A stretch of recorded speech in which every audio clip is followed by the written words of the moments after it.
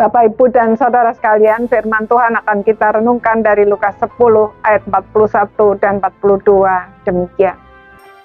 Tetapi Tuhan menjawabnya, "Marta, Marta, engkau khawatir dan menyusahkan diri dengan banyak perkara. Tetapi hanya satu saja yang perlu. Maria telah memilih bagian yang terbaik, yang tidak akan diambil daripadanya." Saudara-saudara sekalian, jika dibaca sepintas, nampaknya Tuhan Yesus lebih menghargai Maria yang duduk mendengarkan daripada Marta yang sibuk melayani. Kalau demikian, apakah berarti kita duduk mendengarkan saja dan tidak perlu melayani? Lalu, kalau semua mau duduk mendengarkan, siapa yang melayani? Bukankah Tuhan memanggil kita semua untuk melayani? Apa sebenarnya inti dari teguran Tuhan Yesus terhadap Marta itu? Saudara, kalau kita perhatikan, kapan Tuhan Yesus menegur Marta? Bukan di awal kedatangannya di rumah mereka. Tetapi ketika Marta mulai mengeluh dan dengan berani-beraninya menegur Tuhan Yesus karena membiarkan dia melayani seorang diri dan memintanya untuk menyuruh Maria membantunya. Artinya, Marta melakukan semua itu tidak dengan sukacita dan tidak mendatangkan sukacita.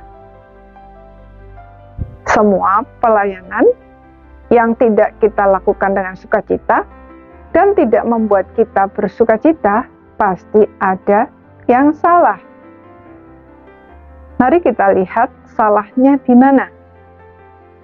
Salahnya adalah Marta melakukan semuanya itu menurut keinginan dan agendanya sendiri, bukan menurut kehendak dan agendanya Tuhan.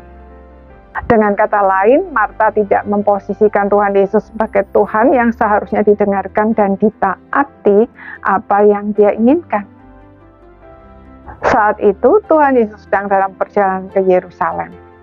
Ia mampir ke rumah mereka, tujuannya adalah untuk memberitahukan sesuatu yang maha penting, yaitu bahwa tujuan kepergiannya ke Yerusalem itu adalah untuk mati disalibkan. Tentu saja yang ia inginkan adalah mereka mendengarkan perkataannya, agar jika semua itu terjadi, mereka tahu apa yang harus mereka lakukan.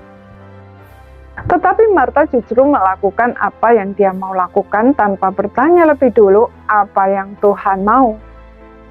Akibatnya, ia menyusahkan dirinya sendiri dengan banyak hal yang sebenarnya tidak perlu. Jadi, Tuhan Yesus menegur Marta dan memuji Maria bukan karena duduk mendengarkan lebih baik daripada sibuk melayani, melainkan mengerti dulu apa yang Tuhan mau dan melakukannya, itulah yang Tuhan inginkan.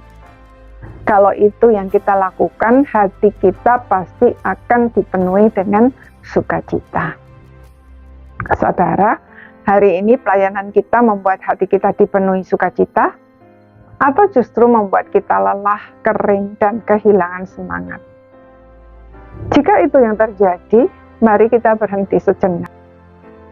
Datang kepada Tuhan, dengarkan dia baik-baik, pahami apa yang dia mau, dan lakukan.